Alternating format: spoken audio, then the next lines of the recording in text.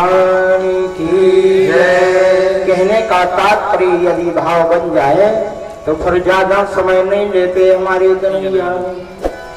भाव कब बनता है? कन्हैया का नाम है गोपाल, और गोपाल कब प्रसन्न होते हैं? जब आप गोपी बन जाते हैं। गोपी, गोपी समझते? गो कहते हैं इंद्रियों को, और पी माने उन्हें पीना। जिन्होंने अपनी इंद्रियों का रस पी लिया है, अर्थात वो जिन्होंने अपनी 10 इंद्रियों को अपने बस में कर रखा है, उसे गोपी कहते हैं। और इसीलिए तो गोपी के दल दल पीछे पीछे चलते हैं। कौन? गोपाल। गो कहते हैं इंद्रियों को, और जो इन इंद्रियों का पालन करता है, सृजन करता है, उसे गोपाल कहते हैं। गो कहते हैं गाय को, जिसने अपने जीवन में गाय को पाल रखा, उसे कहते हैं गोपाल। आज नंद बाबा को इस बात को पता चल गया है कि मोरी यहाँ तो लल्ला भयो है। नंदा सुनंदा थोड़ी नहीं समा गए। 9 लाख हार लेके रहूंगी, जसोदा देवे या ना देवे, मैं तो लेके ही मानूंगी। महाराज, और होता भी यही है। उगा को जब पता चल जावे ना, मोरे तो भतीजो भाव है, बड़ी खुशी, बड़ा उत्साह है मन में। महाराज खूब बधाइयां बज रही हैं, खूब सोच मांगल भाग सभी लोग आ रहे, खूब निछाड़ पा रहे, और हम जैसे ब्राह्मण भी खूब आनंद थे। 7 चल के पहाड़ दान किए नंद बाबा ने,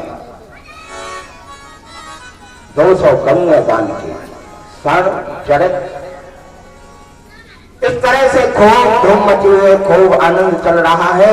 और इतने में दोनों बहनों में बहस, नंदा और सुनंदा। नंदा ने कहा, सुनंदा तुमको पता ना है? तुमको पता ना है नंदा? बोले क्यों? बोले सच बोल दो। बोले बता। बोले तो अपनी भाभी के तो लाली नहीं है, लाली मैं तो रात के ही देखाई थी। सुनंदा ने कहा, नहीं, तेरी आंखों का ये दोष हो गए। क्यों? क्योंकि अपने जस्ता भाभी के तो लल्ला भयो है, लल्ला नहीं, लाली भई है, लाली नहीं, लल्ला भयो है। आपस में लड़ झगड़ में का तो बांध ले सर, बांध ले सर। नंदा ने कहा लाली हुई, और सुनंदा कहवे कि नहीं, लल्ला भयो है, लल्ला भयो। इसीलिए तो बधाइयां गब रही हैं। आज मैया यशोदा के द्वारो बधाइयां बाज रही।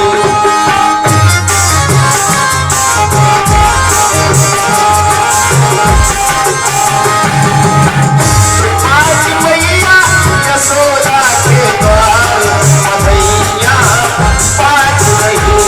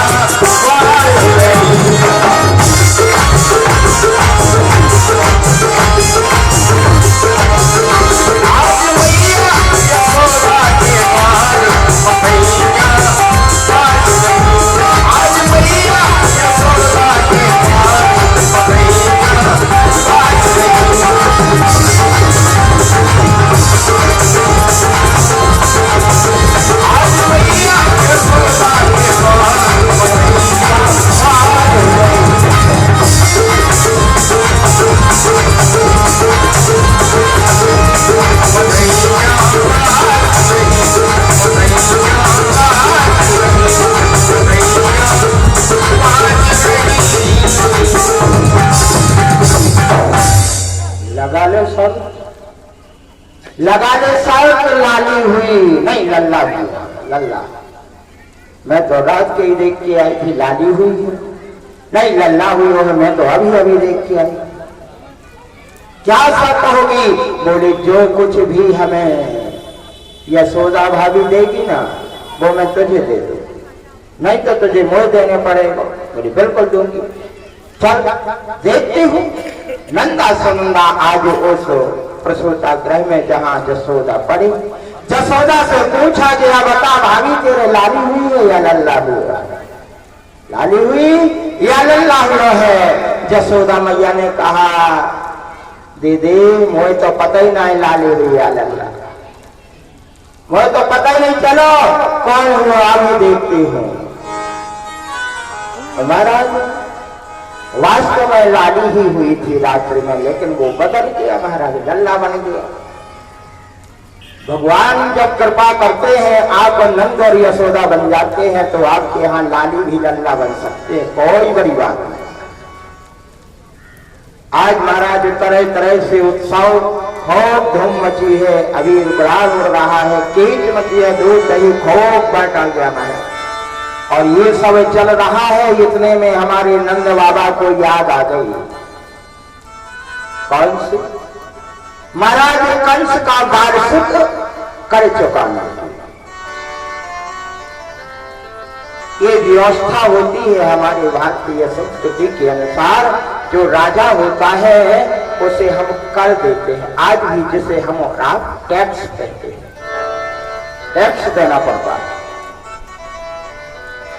विचार किया नंद बाबा ने, 1 वर्ष व्यतीत हो गया है और कंस का कर चुका है और वहीं पर महाराज देवकी और वसुदेव से मिलन भी हो जाएगा इस बार।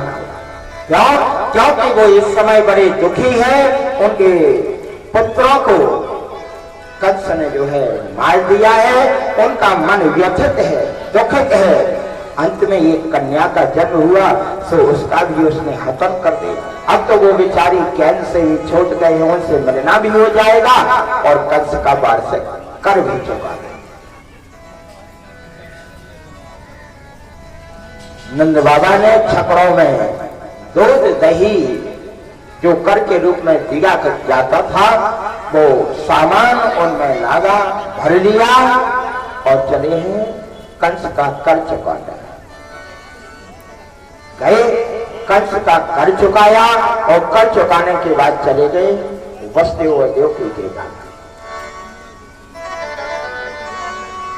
जैसे महाराज वसुदेव और देवकी के घर पहुंचे, मिलन हुआ।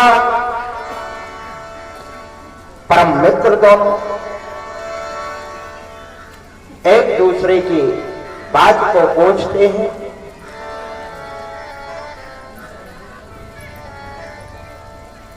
निज दुख के रेशमो रजी कर जाना,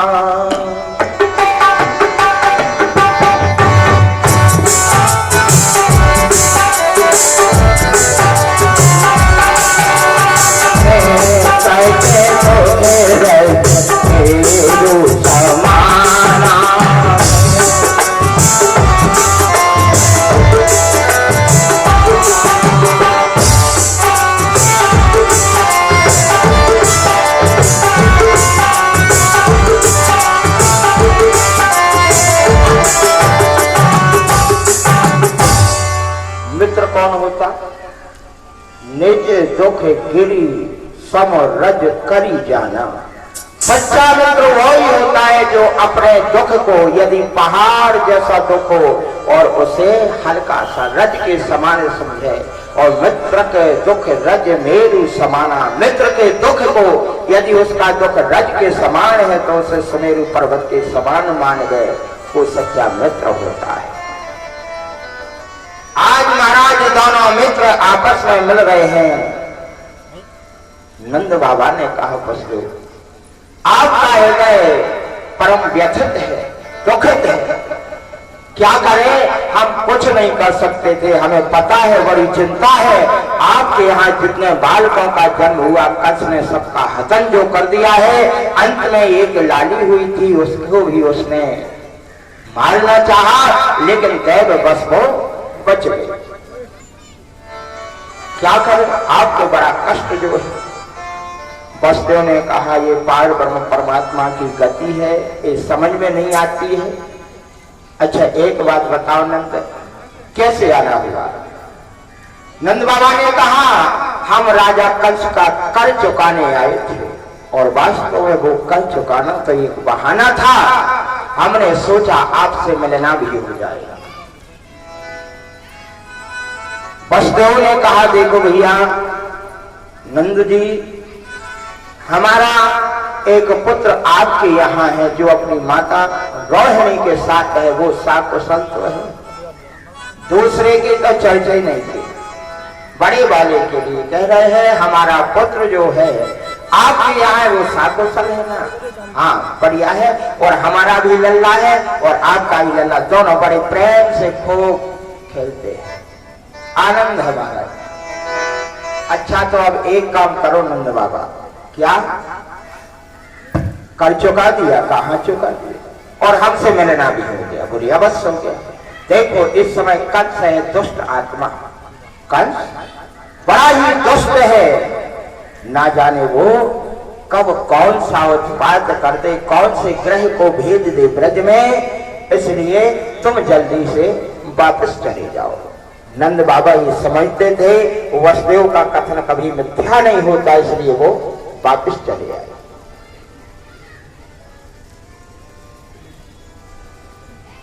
इधर महाराज